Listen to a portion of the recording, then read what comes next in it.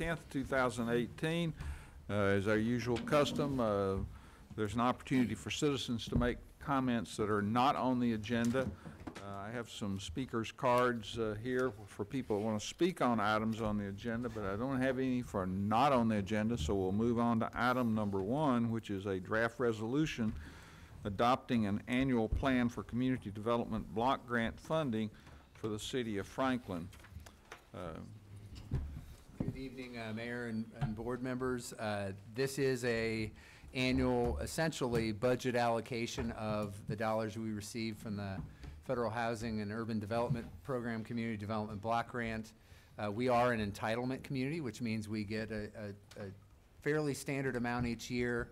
We project that out to be about $250,000 for the upcoming program year. And part of what we do is we allocate that to various uses consistent with a 5-year longer-term plan related to the use of those dollars. And again, these dollars are targeted primarily at the benefit of low and moderate income citizens and neighborhoods. So this is consistent with that. This is consistent overall with the 5-year action plan that's in place, and we bring this through to you each year. We did have a public hearing related to this on March 22nd, and so we're bringing this forward to you tonight, and 2 weeks from now we'll have this on for your approval as a direction on the annual plan. If there's no questions or comments. It's just a question. What's the Buffalo Valley Continuum of Care? That's who we partner with to assist with our homeless count that we do. Oh, homeless count. Right. Okay. The homeless count, and they also service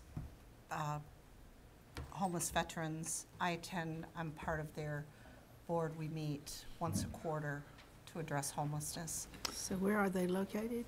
They are actually, their office is in Hohenwald. They have drug rehab down there, teen issues. They help homeless people, veterans. Learned something new. Thank you. If there's no other questions, I have Mr. William Ferguson here tonight. I want to invite up to make a comment. If you just stay there. And Mr. Ferguson, I think, has done some work under this and has a few comments he wants to make, and we've had some conversations. So go ahead and introduce yourself, Mr. Ferguson. It's good to have you, and speak into the microphone. Hello, my name is William Ferguson. I'm going to try to keep this down to 3 minutes or less. First, I just want to give you a little history on me. Good evening to all. My name is William Ferguson. I'm owner and operator of 4 Stars by Design, a small home improvement company started in 2004. My company name stems from a spiritual view of my 4 children being my 4 stars designed by God, hence 4 Stars by Design. I served my country. I raised 4 children successfully. The eldest, a heavy equipment operator. The second, a veteran of Afghanistan and employee at Atmos Gas. The third, about to graduate UT Martin with a civil engineering degree. And my 4th child, my daughter, is a sophomore at UT Martin studying to become a funeral home director. I'm a devoted husband, father, and grandfather. Most importantly, a dedicated child of God, recognizing Christ as my Savior. I've always raised my children to do what's right, and that is always best to play by life's rules, and to always stand strong for the weak and unjust. Now my issue today. Through recruitment, through community housing partnership, I bid and was awarded a contract to replumb ingoing, outgoing lines, tear off and replace the roof system, including replacing rotted wood, remove and replace the gutter system, remodel the total bathroom, floor, walls, tub, surround, vanity top, and sink and toilet, repair the damaged soffit system, patch and repair and paint 4 ceilings, new kitchen sink and vent hood, install 27 feet of handicap ramp, plus a few added items that the homeowner asked me to do while there. 2 days prior to my completing the project, the homeowner shot and killed himself. Apparently had a lot of depression issues. I wish I'd known that going into it. Maybe I could have done something to have him change his mind anyway. His wife is currently in physical rehab with dementia. All of the work was done on a contract between CDBG, the City Development Block Grant, sponsored by HUD or THDA, whichever. All work was completed. The homeowner's son, whom has the power of attorney, signed off that the family was satisfied with the work. CHP was paid their handling fee of over $2,000 on this project. My bill on this project was $14,700. I have not been paid due to being told of a contract dispute between the CDBG and the HUD or THDA, whichever, which y'all have just referred, I think, to the April 24th meeting, which I'm already 6 weeks in arrears on this payment, which is going to throw me another 2 or 3 weeks behind. I'm not a wealthy man by no means. I don't live by my checkbook. I live by my Bible. And I trust, and I put my faith in this organization that, according to theirs, Section 3, method, form, and payment, final payment of the contract amount will be made only after final inspection of the City of Franklin and acceptance of all work has been performed by the contractor, by the homeowner, and the satisfactory release of liens or claims for liens by the contractor. I've paid all the material. Everything's completely paid for. The only person not paid in this process has been me. And then it also, it just clearly says that the City of Franklin will make a payment with me and they'll put it into their bi-weekly schedule. It never happened. The dispute between the City of Franklin and CDBG has nothing to do with me. I signed this contract with the City of Franklin, and the City of Franklin signed the contract acknowledging that they were gonna live up to their end of the bargain and I was to live up to my end of the bargain. So far, I'm the only one that's lived up to their end of the bargain, and I'm the one that's getting kicked in the teeth, just to prove the fact that no good deed goes unpunished. To date, I'm out over $11,000 in material and labor expenses, and after taxes, my only profit on this job of all that work I just listed will be $3,700 before taxes. I turned down higher profiting jobs to assist those in need of major repairs with not profit in mind, but fulfillment of my inner being to feel that I am performing God's work, but I still have to make a living. My promise, I make no threats at all to this group of people tonight, but I do make a promise that I will pursue this to the end, and I'm not going away until I'm paid in full. I do acknowledge that this is set to settle a dispute between CDBG and the City of Franklin later on this month. But if I was in default of this contract, I would be charged $75 a day for every day I'm in default. But the city has no punishment for not paying me.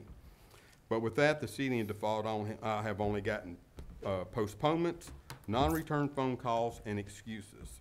And I'm just trying to figure out, final comment, is what gives the city the right to go enter into a contract that between me and the city, and then once I perform all the work, not beforehand, but once all the work is performed, they come out and say, well, we got a problem with our contract with HUD or whoever, when these funds have probably been sitting in the bank since their last allotment of money that was given last year. That's it. Thank you.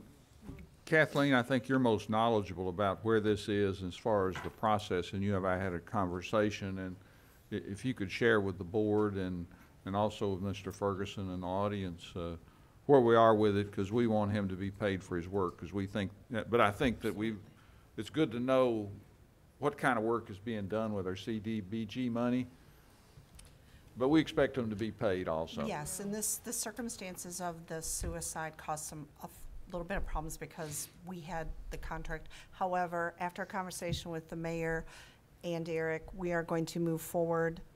My understanding is, and immediately cut a check. We did have to change the verbiage of the contract, which is what you were going to approve tonight, because of the timeliness of the contract. That has been taken care of, and it will not happen in the future because working with our law department, we have addressed the timeliness in the contract, and it'll be taken care of. Contract basically expired, and we could not cut a check on an expired contract. So our intent, we set it for a year originally, so the contract went out of date. So we just have to amend the date on the Just contract. got to change the date. It's So we about a can pay the check. $14,000 payment. That's within my authority to approve. We'll do it. I think when you do this as quickly as possible. Yes. We I just should don't know how not. that makes sense, though, if you can't issue a check on a expired contract, but the work was done according to the contract, so it should be paid anyway. We just need to amend So, the contract, I'm which we'll glad, do. I'm glad that's Okay. taken care of. Yeah. Take So care of when it. can you We'll pick up Find his that check? just odd. Yeah, take care of it. Yeah.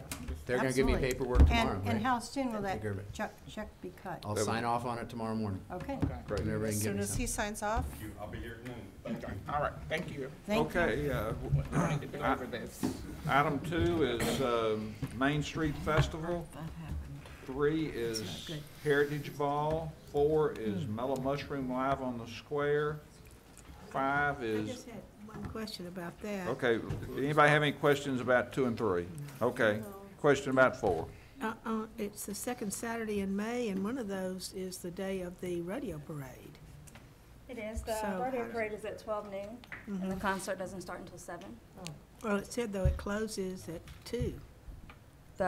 It won't close at 2. That was Okay. incorrect on the application. Okay. When do we think we'll typically be We doing done. anything with the road? Yeah. The rodeo parade is usually over around 1:30. I'm and sorry, we the street close. closure is what I meant. I'm sorry. Yeah. Melvin Mushroom will close probably around 6:30 or 7, right before the concert. Okay, any other questions problem. about it? So we'll go on to 5, which is Hot Air Balloon Festival, and Alderman Berger? I'd heard, Margaret, this is your word, so, but I had heard that when they had this last year, maybe the year before as well, I don't know, that some of the people, quite a few of the people living there have really hard time getting out and accessing the streets. Those streets are city streets, because it's not a gated community. So my question, just from what I've heard, what are we doing to allow the people to get out of West Haven and not be hampered by the Hot Air Balloon Festival? Have they addressed that and remedied that issue? Thank you. This is Matt Lowney, who is the I would be the one, I guess, to Yeah. direct that question to. Okay. Fair enough. Yeah, it's just a question. Yeah, so it was year 2, I think, last year, so this is our 3rd Yeah. year. So year 2, we had this question, and it was particularly raised by one citizen who was particularly adamant about if there's a fire truck or Yep. ambulance and Right. whatever else. So first of all, we don't have so Porch Fest, people can't use the careers. We were a fraction of the size of that, and so about half of our attendance. We don't have that many cars that come in and out of there during for parking sake, and we take basically one street. If you map it, Oleander back to the school. You're up front, right? Yeah, we're in the front by the lake, and most folks come, if you will, if I'm staring out, here's a fire hall, I come back out to the school. Almost all of our parking sits over there. So we don't really use the other side, if you will, the other entrance. So in terms of like access, we don't even drive people back there. I mean, if they live there, they can go back there. But typically, if there was an emergency, they wouldn't come in over off Front Street. They'd come in off West Haven Boulevard and get back there. And we don't really mitigate parking over there. So do you have an issue with the ambulance getting over to Kroger's, if that was? Well, we don't use Kroger's parking, for instance. No, but I mean, to get in. Oh, we have police officers there. So if it really was an emergency, we could Yeah. shut things down and, move them around. So we can get emergency vehicles in and out of there. Fire Yeah. station's right there too. Oh, yeah, I forgot. Fire station, I guess they could just Yep. go 100 yards down the street, yeah. Right. It is crowded, but I just wanted to Yeah. know Check about the around. main entrance and Yeah. everything. So Okay. get the in. far entrance, I guess, coming from this side of town, we don't really use. We use the one off Front Street and then push them back to the school and park back there. So you use the main entrance. I guess Main, the one by the fire station we Okay, use, the yeah. other one Okay. we don't. Oh, So the the main Front entrance Street, you don't. that's right. Okay, got it. Yeah, sorry. Thank you. There's 2 entrances That's all I there. needed to know. Perfect, Thanks. thank you. Thank Okay, you. we're ready to move Appreciate on to that, item Matt. 6, which is the rodeo parade. Any questions or comments about it? Everybody good? We'll go on to 7, which is a liquor license for Berry Farm Wine and Spirits. We're good with that. Next is a renewal for wine and grocery store for Sam's East Sam's Club. Next would be a compliance certificate for wine and grocery stores for Walmart. Okay, everybody's okay with that. Next would be ordinance 2018-04 to be entitled an ordinance to rezone 3.95 acres from light industrial to neighborhood commercial for the property located west of Columbia Avenue and south of Fairground Street. Thank you, Mayor. How did you get up here so fast, Josh? Did you He's drop like- in? Lightning. He's like the wind. So I've got a little bit of a head cold, so I'll be even briefer than normal. This rezoning is for 3.95 acres on the north side of Downs Boulevard. Envision Franklin recommends an industrial flex design concept. The neighborhood commercial zoning district is a good fit within what Envision Franklin calls for with industrial flex. The overhead electric lines, sewer, and water easements will need to be relocated, and Lot 2 would need to be replatted to become a buildable lot in order for this lot to be developed. There is no development plan or site plan at this time for this lot. I'm sorry, these lots. What about the trail along Downs? That would be required with any future development of this parcel. So it's just gonna be along the road or what?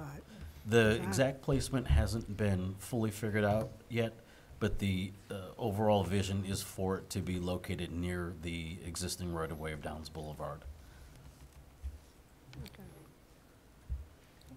Any other questions?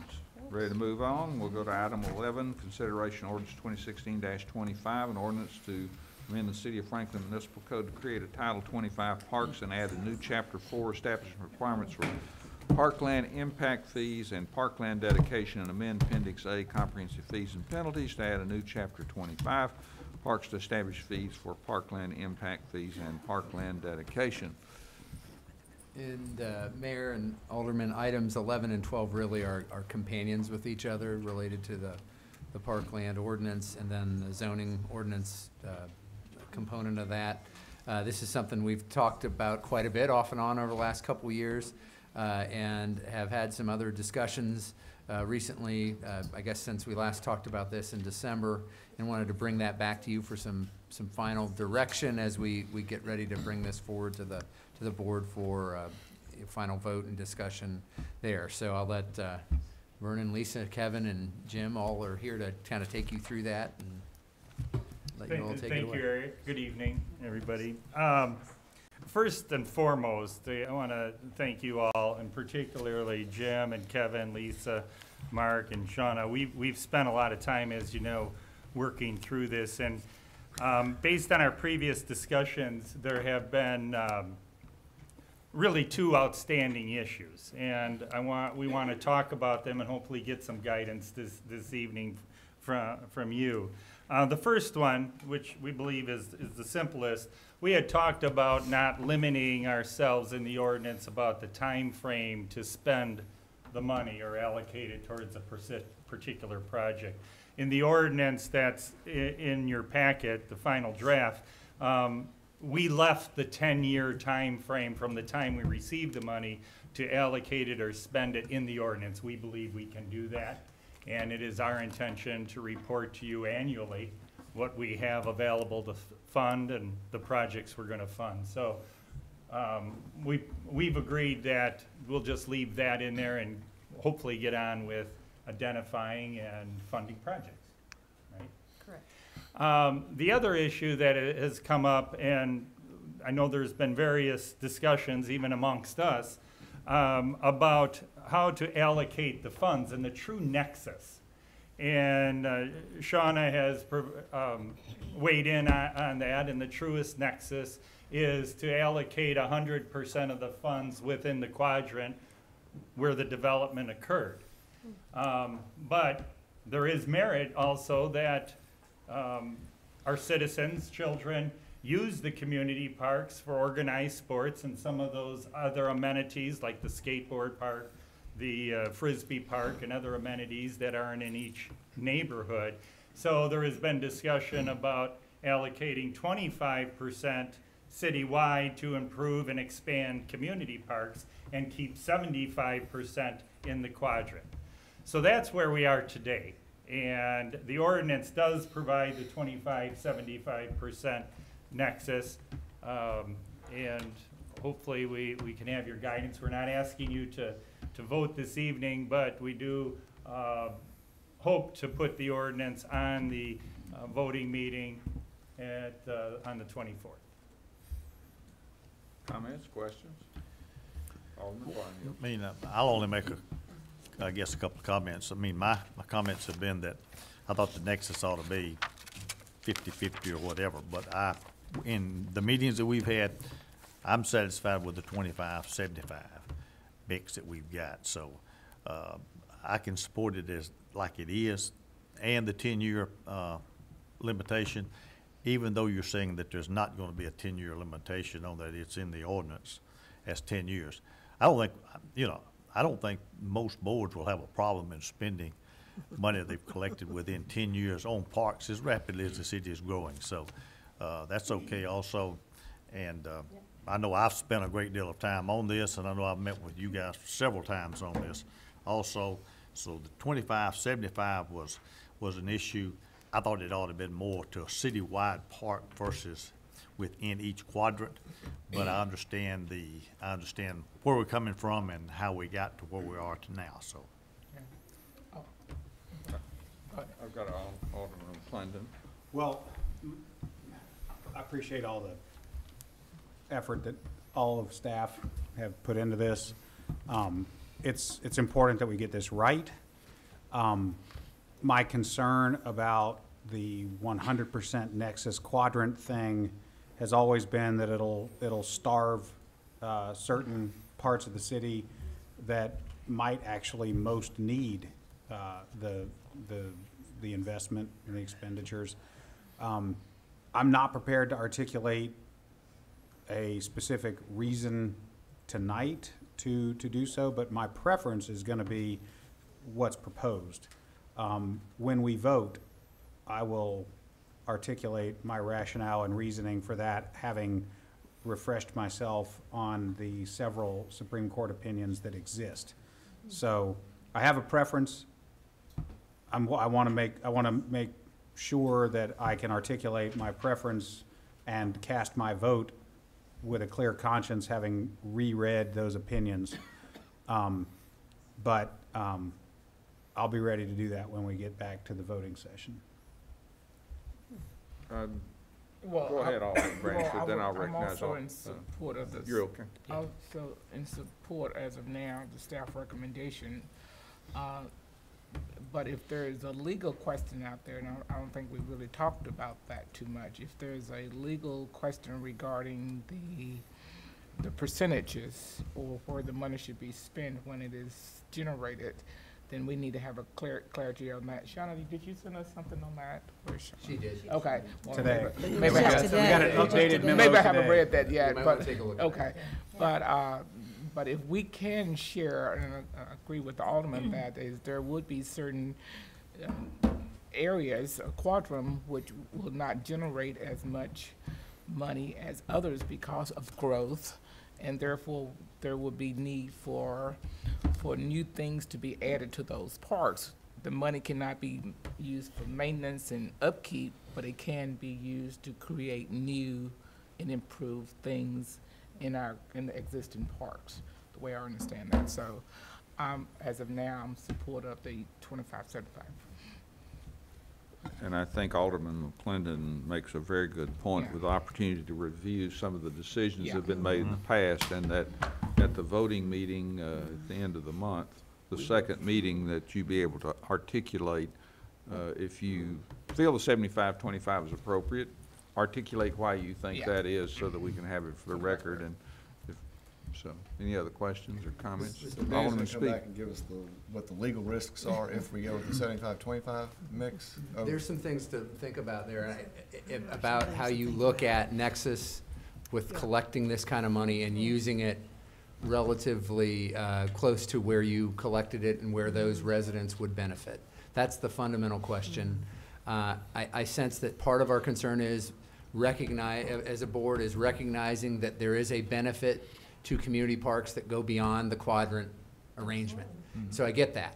I also sense that there's a recognition that those parks have a certain financial demand to do them and do them right, do them at the level we expect of ourselves and have established here in the community.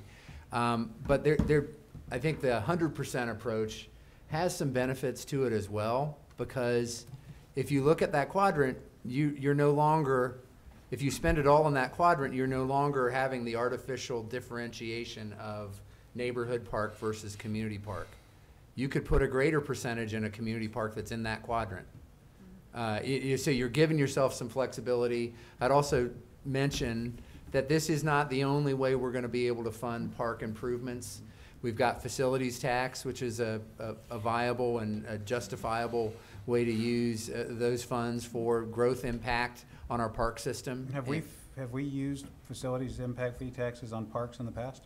We have, not recently, but we have in the past. We typically use those for some of the fire. Liberty Park improvements were funded by facilities tax, if I remember right. For a long time, we've pretty much swept those into fire stations. and- wait. The last probably 8-9 years has been more police headquarters, fire station 8, getting ready to be fire station 7. So we have. But we're not obliged. Yeah, you're not obligated, but your categories are focused on public safety, police, fire, parks, and sanitation. Those are basically the areas you can use those facilities taxes on, and it can only really be for capital and type investments. It can't be for personnel or ongoing maintenance. It needs to be for the facility improvements. Fire, and what? Police, fire, sanitation, and parks. Oh, Yeah. okay. So those are the primary places. So when you look at this, and especially park amenities, then when you look at park amenities that tie to our ability to do tournaments and those kind of things, hotel motel is a place we've gone for some improvements too. So you look at it, and then of course general obligation is in the mix too. So when we look at the strategies that we'll use to fund the park improvements that are priorities in the community, yes, Parkland's a part of it, a big part of it, but you've still got facilities, you've got potential hotel motel for certain aspects, and then you've got our general capital capacity, both from a pay-as-you-go and from what you might assign to debt financing as well. So I want to let you know, however you go, we'll look at a multi-tiered approach to funding it. I think there is inherent benefit to each of those approaches. You just kind of need to think through and then articulate how you think those, as the mayor referenced and Alderman McClendon, how those fit and how you're viewing the nexus issue and how this is true to that. Alderman Speedy, did you want to make a comment? I guess, are there other facilities taxes, other fees that we're collecting that have the same quadrant approach? Or is this quadrant approach unique to the parks? But we've now put it in place for collector roads. When we added that to the formula for our road impact, we've now used a similar quadrant approach for that component. Did we do 100% in the quadrant? Well, for collectors, that's how we do it for collectors, actually, yes. But So- not for Arterials are seen as a citywide benefit, so you've kind of already done it both ways. You see, sometimes I ask questions to which I know the answer. I think you almost always do. So I Alderman guess, Barnhill and then Alderman Peterson. so I guess then, that, the question that I was gonna ask is already, we don't have to tie the nexus approach to, some tax other than the parkland dedication for parks, right? Yeah, when you collect an impact fee, that nexus piece is what the courts have weighed in on, needs to be clear. You know, the location benefit to those who paid the fee, you need to establish that relationship. So the nexus is Here to stay. here to stay. It is, it's something the all Supreme fees. Court has weighed For in all on, fees? I think 2012. All fees. I think, Uh, did you ask? for all Those fees? are taxes collected on a broader So they're not community-wide basis. necessarily tied, and you could use the Yeah. hotel motel tax on any capital Well, these improvement are, project. the Nexus Yeah. stuff is going to basically growth-driven impact Yeah. fees Got it. and assessments Right, like that, right. not user-type Right. fees. New development new development pays these specific impact fees. Whereas others don't. Other taxpayers don't. And the concept is that we are trying to apply the same service level to new residents that exists for our current residents, our existing residents. So all this calculation goes to say, what's the relative park benefit that our current citizens enjoy? And how do we expand that to new citizens so they're paying a similar amount into getting that benefit? They're not trying to make up a deficit that we have today, but how do they contribute in a way that is consistent with what is enjoyed by our existing citizenry? Well, I guess the broad comment or the broad statement would be the southeastern park that we're looking at. You know, I see that as a park that will be used all four quadrants, all four nexus. But yet, what we're doing is that we're using 75% in that, and the other three nexus aren't necessarily contributing to that one particular nexus. That's a huge project. We, the city, need to be looking at the huge projects or whatever. And the neighborhood parks and some of the other things, those are developer-driven to begin with, and those are neighborhood enhancements to development. And I don't see us being, I see a bigger picture than that. Has been my comment on the 75-25. It's always thought it should have been I always thought it should have been flipped. 75 to be spent elsewhere, 25 going into the nexus or the quadrant itself. Now, if there are legal reasons and Supreme Court decisions and whatever, no, I'm not gonna argue with the Supreme Court. They're a long ways off. They're a long ways off and quite disconnected at times. Well, they're not final because they're right. They're right because they're final. Well. Alderman Peterson. Well, now that we've had some more talk, I've got several more comments to make. First of all, whenever the road impact fees came into existence, they were based on, I don't know, quadrants or districts. I mean, after what, a year or two, they've said we're putting all that in one. I mean, you know, all over the city. I don't know how that would be acceptable now or not. A point about parks is that you're right, in the last 8 or 9 years, our facilities taxes have been spent on other things, but I can very well remember whenever I was first running for election in 2007. In 2007 and also in the 2008 budget, the great majority of the facilities tax was for parks. I mean, a huge amount of it then. In fact, I was saying, you know, what are we doing with the facilities that are supposed to be for all these things? And they're I mean, really, it was just huge for parks at that particular time. Since then, as we say, we've gone other ways. And also on the hotel motel, I believe the county and the city of Brentwood just have their hotel motel into their general fund. They do not have a special fund for that. But I do want to say about our specific things here, we do have ballparks, you know, of course, Jim Warren mainly, but Fieldstone, Liberty Park also has something like that. We do not have, you know, as I think of it, a single neighborhood park that's like the one described that we're basing all this money, these fees on. We do not have any one of those in the city of Franklin, do we? We will. No, but I'm saying, we do not at this point. We do not at this point have a single neighborhood park. That's our deficit, you're correct. Really.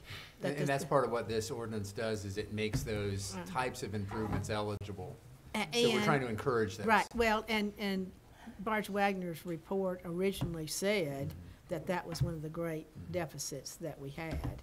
I do have a bit of concern about we're basing all our fees on a neighborhood park, and we don't even know whether we want it to have all those things or whether there'd be pieces of things that are in that kind of all-purpose one that we decided right there, and it might be half as much money is needed or maybe twice as much money is needed. So since we don't have any right now, I think we probably would need to watch out about that. But, I mean, truly, we do not have under the city a single neighborhood park anywhere, anywhere. Not that it doesn't look like the one we're talking about. I mean, anywhere, we don't have it, period. So I think that is a concern. I also have a concern about the legal, you know, I did read that today. Alderman Berger. Question.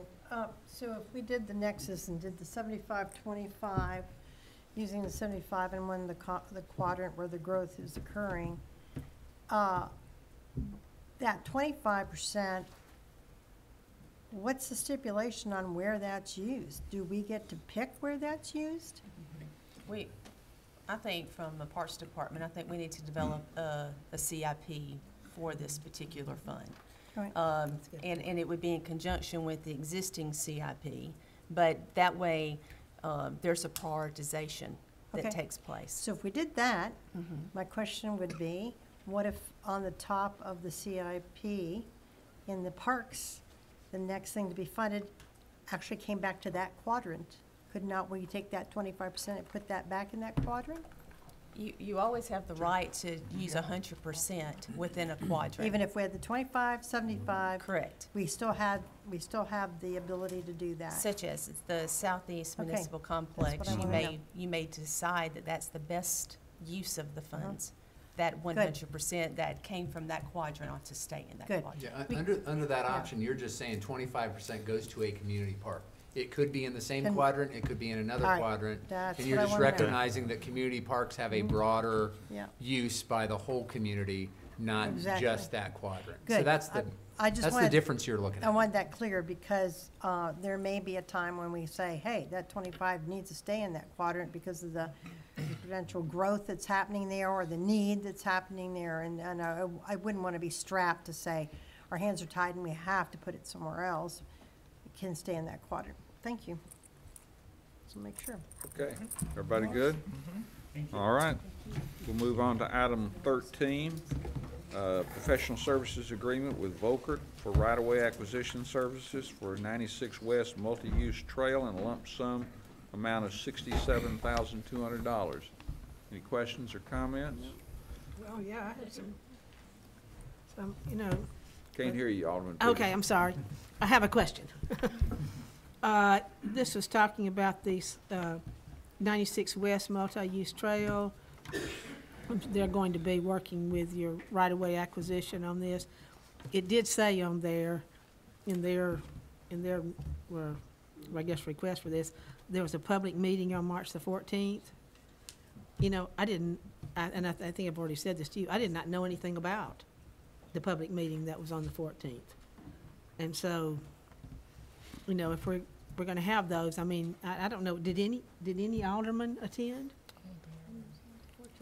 I think I vaguely remember a notice on it. You got a notice? I guarantee you, I did not get a notice on Yeah, we it. put it on the city calendar and we should have sent it out and for whatever reason it did not get out. Yeah. Because I the only believe way I we- found I it believe was we I sent looked on the letters city to the pub- calendar the week later and saw that it was on there. But, Yep. you know, I think that's especially, it is safe. And that's do. my fault and we'll work to correct that in the future. And we can certainly, if you would like us to hold an additional public meeting, that's always an option for us. It really, I think that purpose was to start to inform residents that this was coming and that we'd be working with them as we pull together the segments of right-of-way that we need for this project. And that's all it was just to help introduce them to the right-of-way acquisition process and show them the project. But we could have seen exactly where it's gonna go. Yeah, we're happy to bring it back to a work session if Yeah. you'd like to see it, or we can hold another public meeting, and again, that's my fault. Well, you know, I thought we got it out, but we didn't. But I do want to be noticed. And that wasn't the only one happened. There were two We other had a, meetings. There were two other yeah. meetings that week Yeah. that I didn't know about either, and I generally get those. I don't know what happened. And this would be the process that's similar to 96 East, right? From McHatcher to the park. This is the same. Yeah, very similar. The same, just flipping the And we did a east and similar meeting west. on Franklin Road Yeah. project just Yeah. within the last month as well. So were there any attendance at this meeting? I mean, maybe we Yeah, should there have was, one. there was or good the second attendance. one. Okay. All the property owners that were impacted were Oh, sent okay. letters, so they all came to be introduced to it. Okay. There was no major opposition. There were naturally questions about the project design and impacts, which we're working through. Did you make it? Okay, all right. Okay, Alderman Martin, are you next? No, yes, well, I don't know if I'm next, but You are next. is this, what is the width of this trail? It'll be 12 feet wide. It's required to be a minimum of 12 foot wide Okay. for the grant. I'm getting calls about this 96 East sidewalk, about how narrow it is. That all that work for that little bitty 5-foot sidewalk. And I would like for us to think about putting in the zoning ordinance, no more 5-foot sidewalks. We need to make those sidewalks that just needs, I just think we need to have it in the ordinance. No question about it.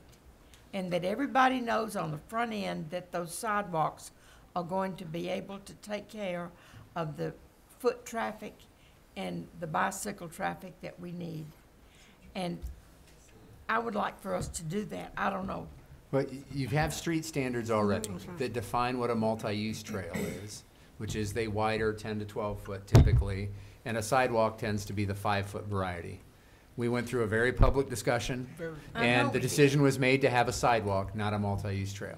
So I don't know that it's a zoning ordinance question, it's a question of whether you wanted a trail at that site or a sidewalk at that Well, site, and why the did- decision was made to have a sidewalk. All right, why does it have to be 5 feet? Why couldn't it be 8 feet? See, what I'm telling you It can is, be, our comprehensive transportation network plan defines where trails are gonna be and where the sidewalk's gonna be. The side of the road of which it's gonna run, 12-foot wide and 6-foot wide is generally what we do. But like any project, we bring it back to the board and say, here's what we're proposing, here's what the plan says. Is this still how you wanna proceed with the project with some type of conceptual exhibit? And it can be 8 foot, it could be 10 foot. There's many, many options. To be truly multimodal for bike ped is typically 10 to 12 feet. well, if you don't want a 12-foot thing, whatever you want to call it, I think we don't need to look at 5 feet anymore. I think we need to change the I 5 got you, feet. man. And actually, our minimum now is 6 on Collector and Arterial Road, 6-foot wide sidewalk. In residential subdivisions, we still allow 5. Well, this out here is really gonna present a problem. Well, And I'm hearing it from all the residents. well, wait a minute, that's what I'm the hearing, identity I don't, I says. live out there and I'm hearing other things. Well, People are just delighted to be able to have any way to get into town. Oh, that's But this is not what I'm really was gonna say, though. The thing is that was a very special circumstance. It's got the creek, I mean, the Watson Branch stuff there, and I think that's Watson Branch. And it also, because of that, because they used up a lot of where the drainage actually occurred, then if you had had a bigger and wider, it was gonna cut into the people's yards even much further I than know that. that. I'm aware of all of that. But as I say, there's a very special circumstance that you're hardly ever going to have. If I we had mean, been faced with 10 feet or nothing, we might very well have wound up with nothing, politically. And so, but as I say, that's a very special circumstance, especially whenever you look at like Ralston, where Ralston and that meet. And also, as I understand, the right-of-way there for any kind of widening of the road also had something to do with how far back that went. It There were did some not. difficult slopes as well. Yeah, that's true. Yeah, just slopes and drainage dictated it and clear zone requirements. So we are anticipating 96 West will be able to accommodate the water, because Yes. we need to always plan. I think, I understand what we were saying here, if the political will was not for us to push for that bigger water. And you've already built Yeah. that from Carlisle Right. east. Well, and So a lot you're of really that's extending it. on government right-of-way. We won't, or cooperative school grounds or whatever. We're not going to have to condemn any of it and go to court to get it. Yeah. You've got some residential interface, so we'll have to, it'll, There's some, yeah. hopefully it'll go smoothly, but how many Well- parcels do we have? You got a church. There's a lot of parcels. I don't know exactly. I think it's around 20-plus It's parcels. a good number, but we'll. Well, I don't mean to say we're not gonna have to condemn any of it, Yeah. but a large part of the 96 West is gonna be right-of-way we have. Don't you, Yeah, isn't it? there's good chunks of it, yeah. Yeah, You've got so- the 2 schools, you've got Yeah. some other areas, yeah. And What's the other program? slope issues are not the 3 schools, same. actually. This, 96 West is largely gonna be cutting into hills, not Yeah. building up. And it'll get trickier as we get into downtown. Well, You've that- got some that is areas true. there that will be That's right. a little They're gonna be tighter. more effective. So it'll have its challenges too, but this helps us move forward with it. One of the things we're talking about in the budget is how we may look at bringing on an additional right-of-way agent into the, because, yeah, this is really the cost of a position on one project. So that's something we're gonna give a close look at, and of course gonna help us not only on these types of projects, but water and sewer and, other roadway projects, so. Okay, we'll move on to 14, discussion on establishing a sanitary sewer capacity model for the purpose of dedicating sanitary sewer capacity fees from the future development of selected parcels in the area of Downs Boulevard and Boyd Mill Pike for the purpose of recapturing the city's contribution for upsizing sanitary sewer infrastructure as described in the City of Franklin Contract 2018-009. And kind of the next item is partially related to it also, in that this is a reimbursement agreement Specific with agreement, Trace Construction, which kind of brought this project around. So, who's speaking? So this is an item we spoke about a month ago. We've done a little more work on that and want to bring that back to you for guidance. And it's partially a recapture concept that can be more broadly applied, as well as a specific arrangement to provide for additional capacity in the system in an area that is getting close to capacity with the existing infrastructure. So we've got Vernon, Mark, and Michelle here to address it, so I'll let them take you through it. Thanks, Eric. And to follow up on our previous discussion, and not to spend, hopefully not as much time as we did earlier, the developer of the Wards Mill development, we've determined that a section of the sewer pipe needs to be upgraded, and the cost for that is about $350,000.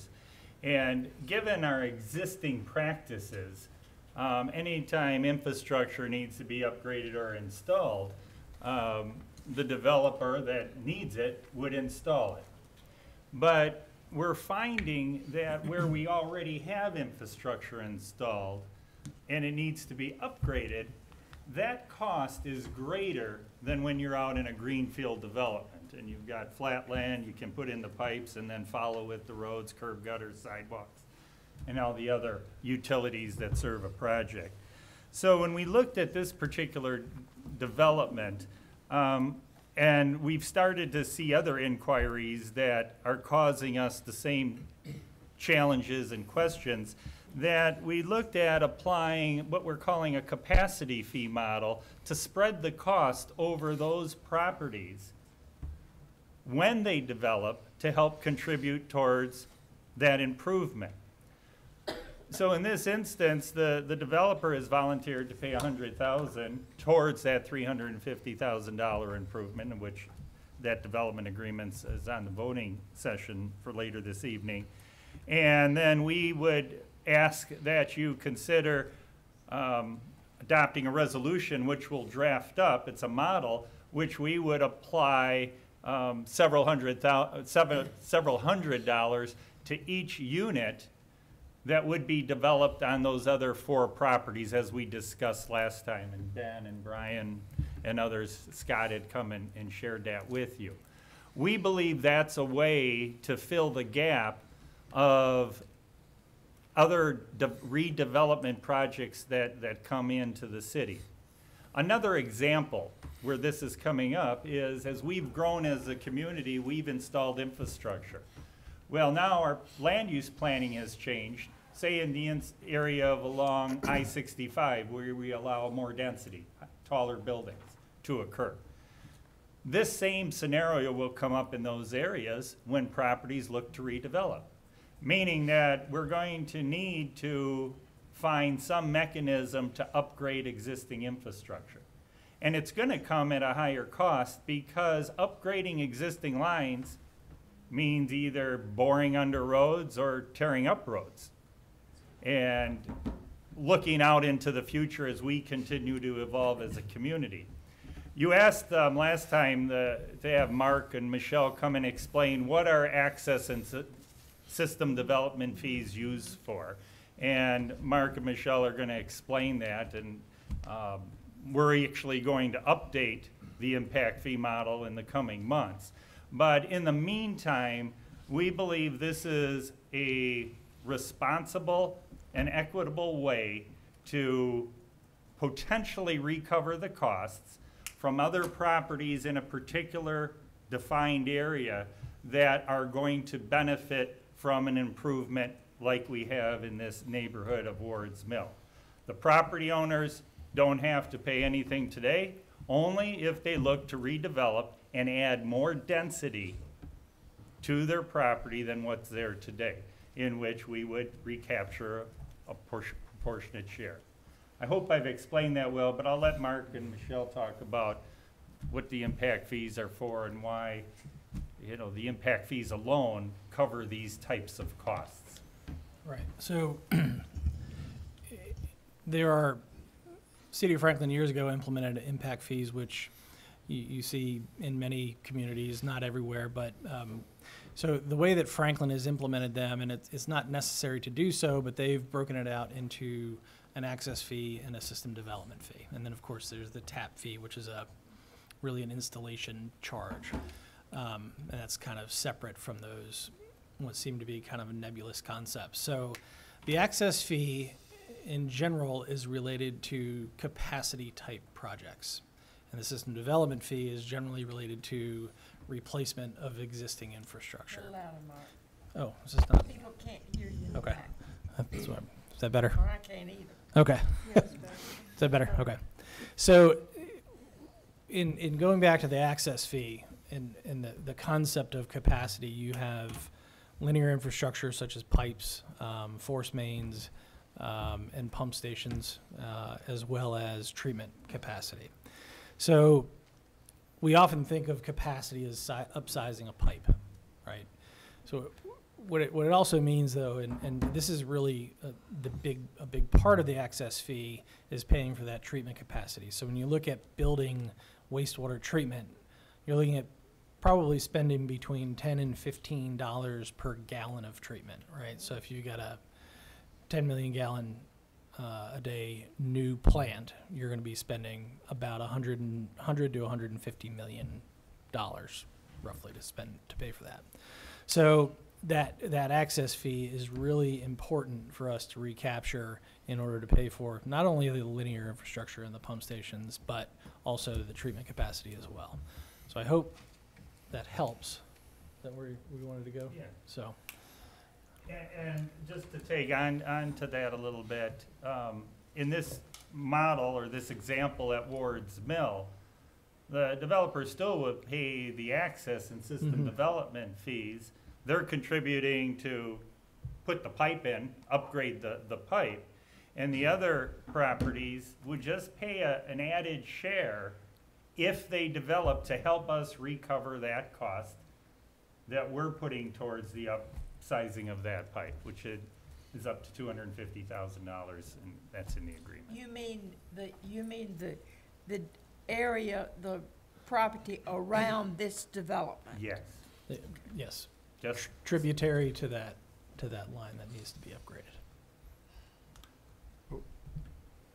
Did you have a question? I was just going to go back to the access fee, separate out the access fee and the system development fee.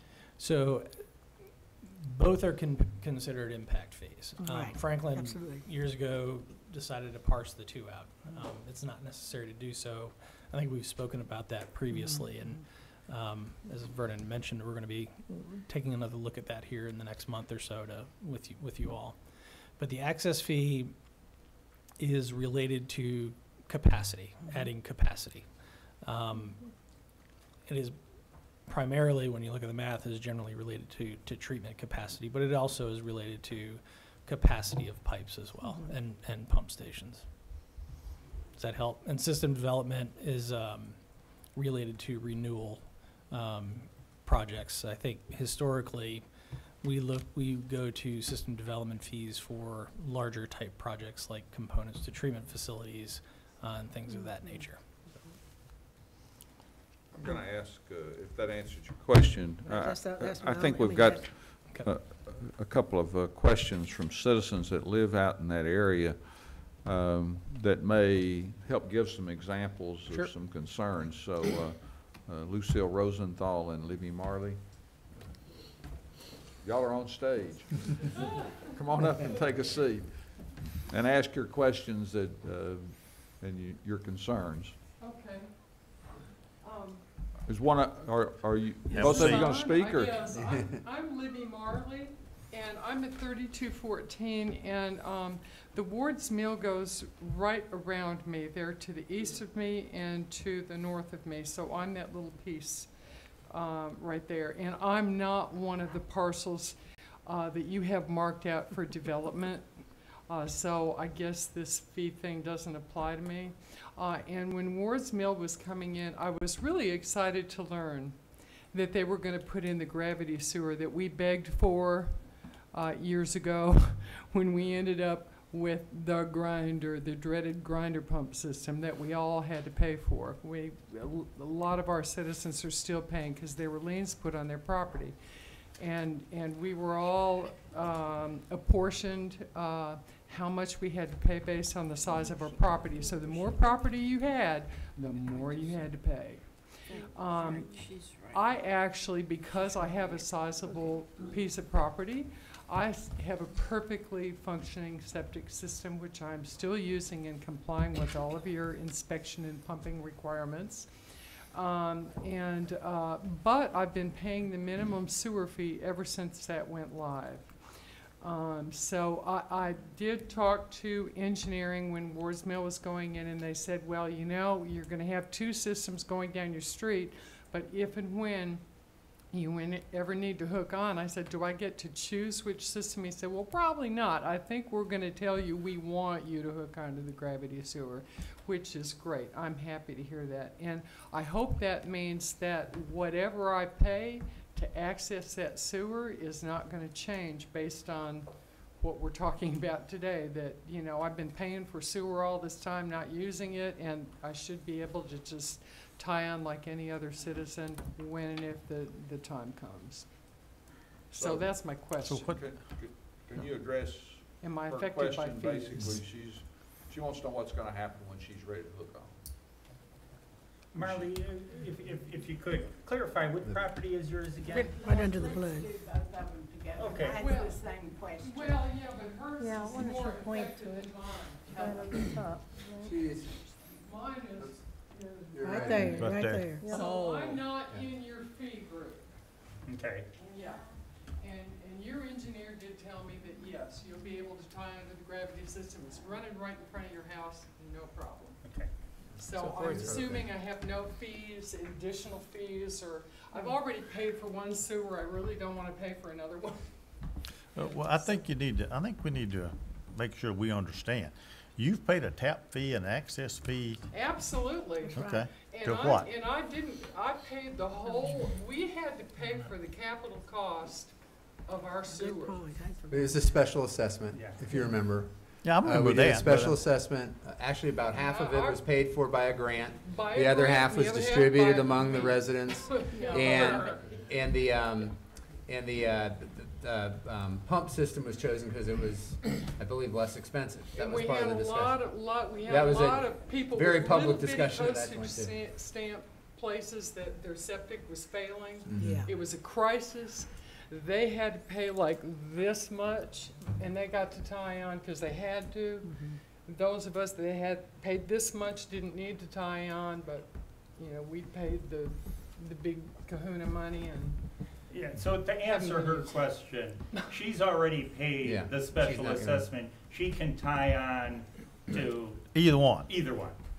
Yeah, when the She's time not gonna comes. have an additional fee. No. She's Okay. paid. You Outside paid. That's my question. Outside of just paying the fees. Now, if she's on the septic system, she'll need to disband that septic system in accordance with the county and incur those costs, obviously. No, septic? No. I You're don't on the have to septic do system. Oh, you're- anything. No, we can't touch our septic system. I'm still using it. Right. No, that's not what he's saying. That's When not you what go he's onto saying. the, when you go onto the central system, Yeah. you'll abandon your septic course. system, and Yeah. there's a whole process associated Yeah, with I that. know Yeah, what that's my all. responsibilities are there, yeah, okay. Yeah, there's a cost. Now, So wait, you answered my question now. Where's your property? I believe, Lucille, I think, I'll show you where Lucille is, and the sister. This is Hort Lane, I believe that's Lucille. okay, my sister and I have 30 acres. I have 15.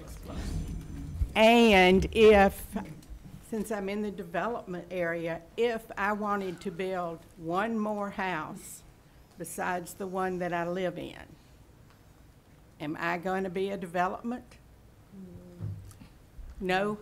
So can I do the same thing Libby's doing? No, no, I let's- have a family member that's interested. If I may, Sure, please. what is your name again? Lucille Lucille. Rosenthal. Thank you for asking. So, if you want, are you on a septic system right now? Okay. If you want to build another home, down closer to the road, I Yes, sit same- many feet Same back. size. You'll have the opportunity to connect to the sanitary sewer system. The gravity. The gravity, yes. And if and when you do that, because you're in the city with that, your parcel's in the city, correct? That you would connect on and pay the sewer and access fees according to that. Are you on a septic now or on the sewer?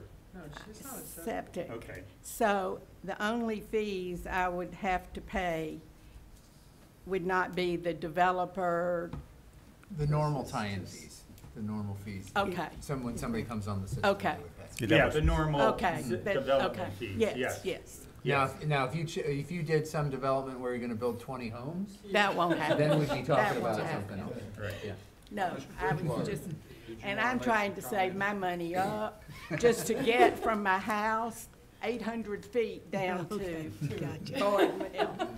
And if you would afterwards or tomorrow, I can leave you my card. We can tell you exactly what those fees would be in today's dollars for you, if you'd like to know that. Okay. Okay? For one single-family unit, One home.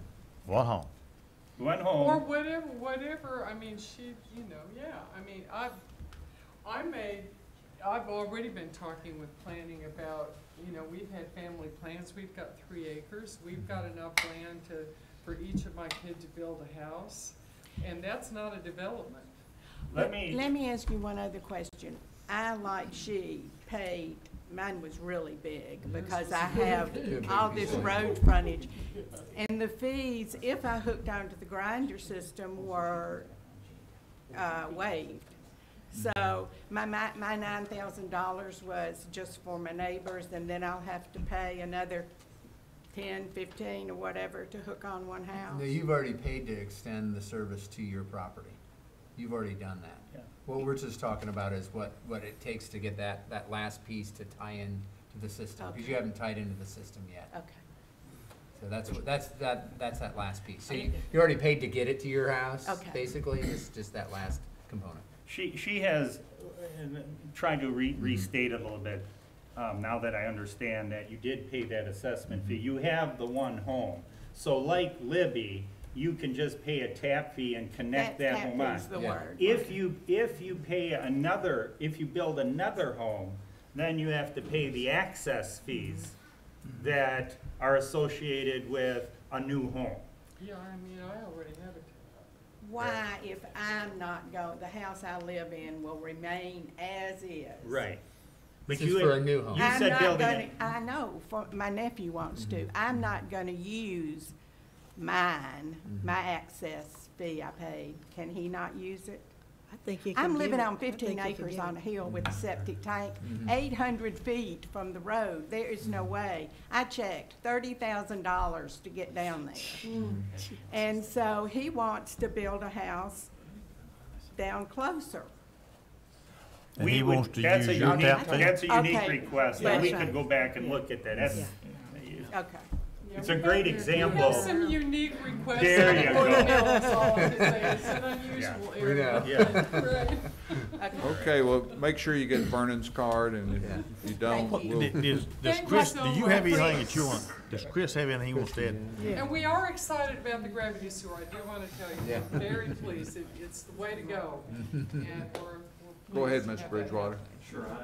Vernon covered what I was gonna say, which is when any of the citizens that wanna convert from septic to sewer, there is a set of tap fees that's usually between $4,000 and $5,000 based on their water meter size. And he covered that area. It's yeah. And they would just Normal get a tax. plumbing permit, pay those fees, and they can tie right on. Right. Okay, we'll go on to item 16 is amendment to the professional services agreement with CDM Smith for the Franklin wastewater reclamation facility in the amount of $839,350. So the board approved a rejection of bids a few meetings ago. Associated with that is a rebid of the water reclamation project, which is both an expansion and upgrade of that facility. There are multiple costs associated both with the update of the design, but also going back through completely the whole bid process, including the advertisement, the work that happens between the design team and the prospective bidders. And so really in the financial impact of the memo, it gives a pretty good summary level breakdown of the different components associated with both redesign and rebidding. And this is the total cost associated with that. Again, we are hopeful that the modifications made to the design will deliver somewhere around $10 to $15 million of reduced costs. But this is the cost to get there from a design and process standpoint. Questions, Well, comments? yeah, It's a big number. That's right, it is a very big number, and just kind of short things about what the design changes would be. We don't go through the whole 100 pages, but I'm Sure. just saying, some high points on it, or some highlights on it. Yeah, so CDM performed significantly outside of their scope on a number of items.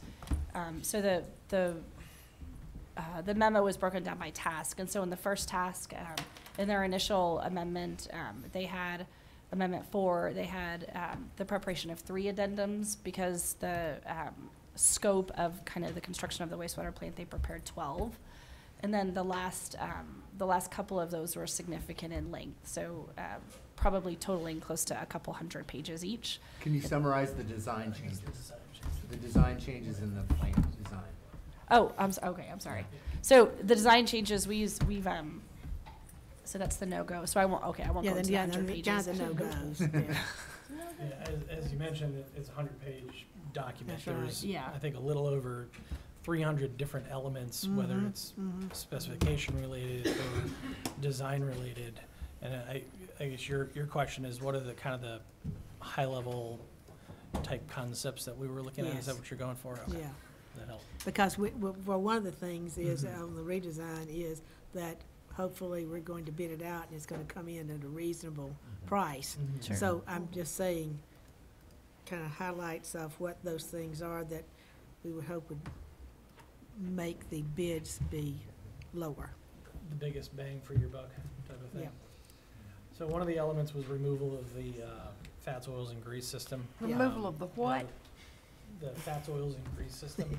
It's called Fog. fog there, but. Fog is It's one of the joys of our profession.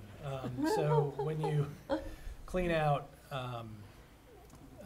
grease interceptors from restaurants, for example, you vacuum out fat that congeals. I don't know if you've cooked a pan of bacon, you let it sit for a little while, it congeals into a solid almost. So we had a system designed in order to feed that material into the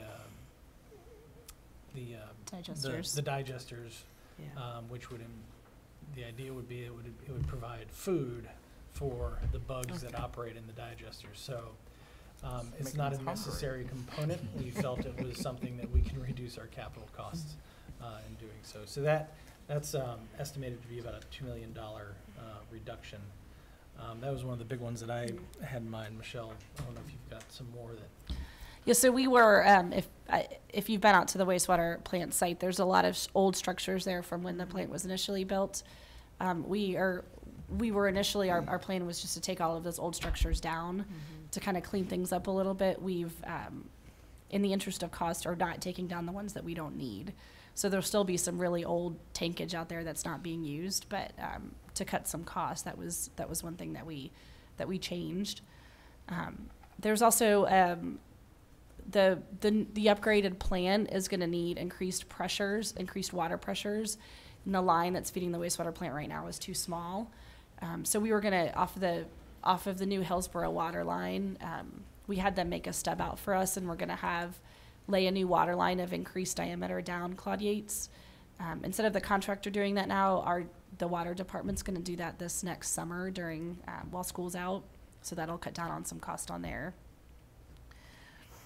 We also made some modifications just generally to some of the components of the electrical system to hopefully broaden the competition among subcontractors. We got feedback from bidders about where things may have been limiting in terms of the competitive environment. And so I know we made some modifications there. I can't really quote chapter and verse on those, but those were areas we targeted both electrical and I think some of the HVAC components to help maybe provide more options for bidders to meet our requirements. Right.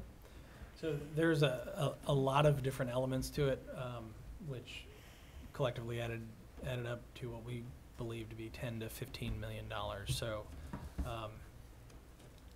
I'm trying to think of the other ones off the top of my head, and I apologize, Alderman Peterson, for. Have something about a trial period of 6 months, to demolish something or something, and you're just gonna make, 1 month. Can't hear you, Alderman. I'm sorry.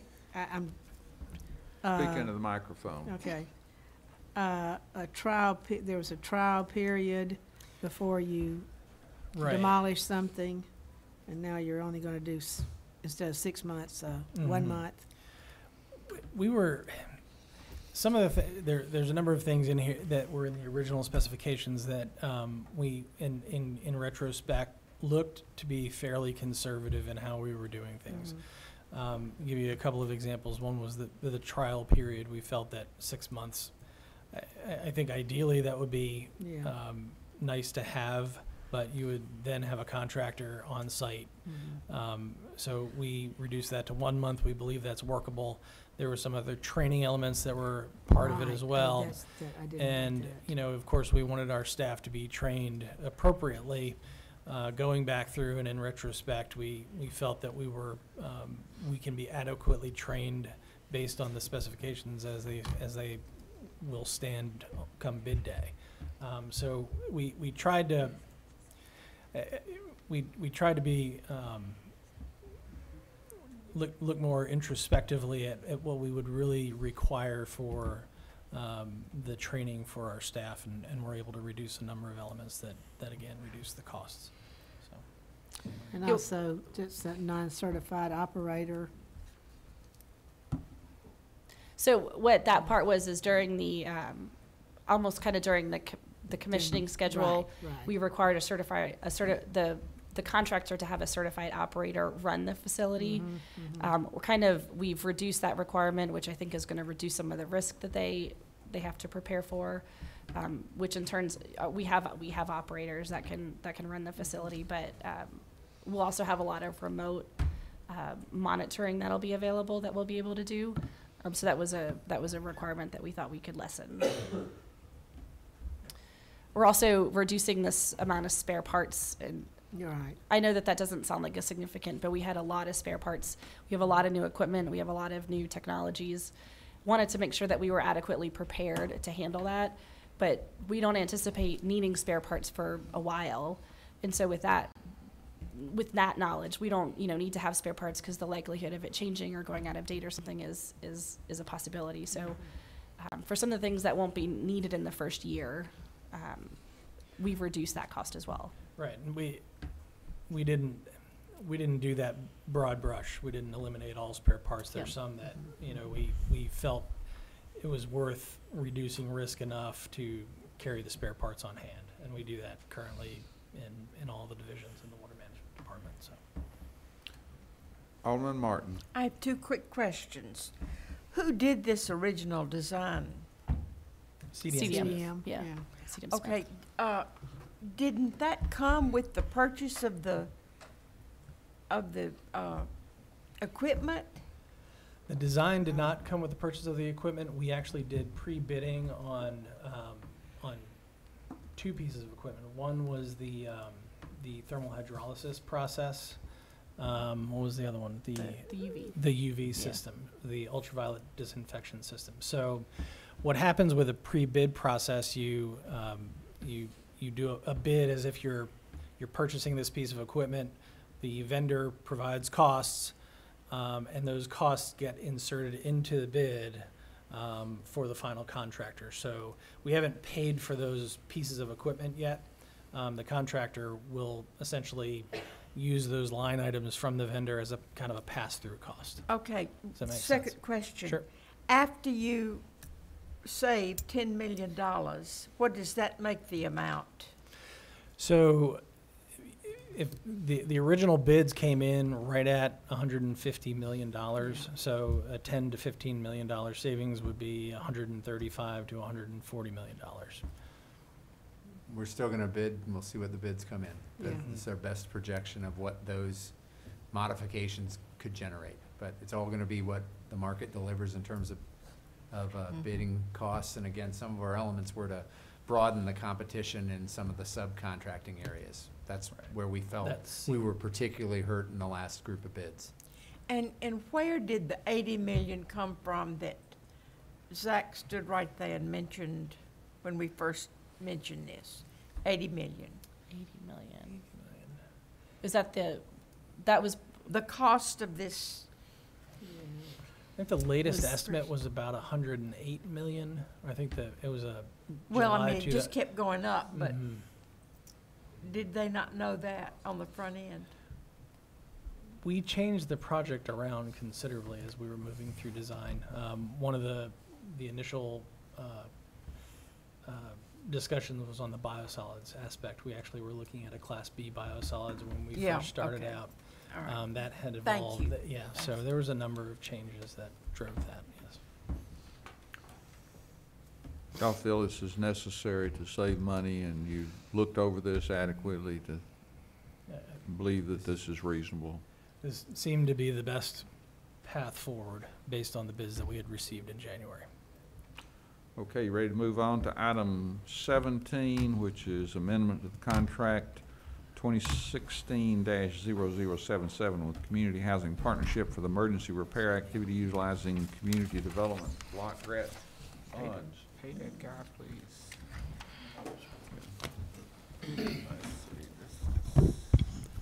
Basically, the emergency repair program is administered through the Community Housing Partnership. We initially signed the contract back in 2016, and it was for a specific time period. So we wanted to extend that time period so we can continue to utilize those funds, which we still have outstanding for the emergency repair program. And part of that was to help pay the gentleman from 4-Star. Thank you, Jesus. So we got 250,000 minus 14,000. No, these are No, from no, previous this- years. no, So, this is- oh, this is- 110. so in a different program year, we Oh. programmed emergency repair funds, and we're still working our way through that with CHP. So it's, as it says here, since 2007, we've done 45 of these types of projects. They're various repair needs in homes. They're typically seniors that need Yes, they're all something to seniors. help them stay in their home. So this is a great way to use those funds, and that's an And example, one what year example. did that start? Since 2007, When we first started getting yeah, ours. that's when we became an entitlement community, I believe. Any other questions? See you at 7 o'clock. Thank you, Chris. Welcome.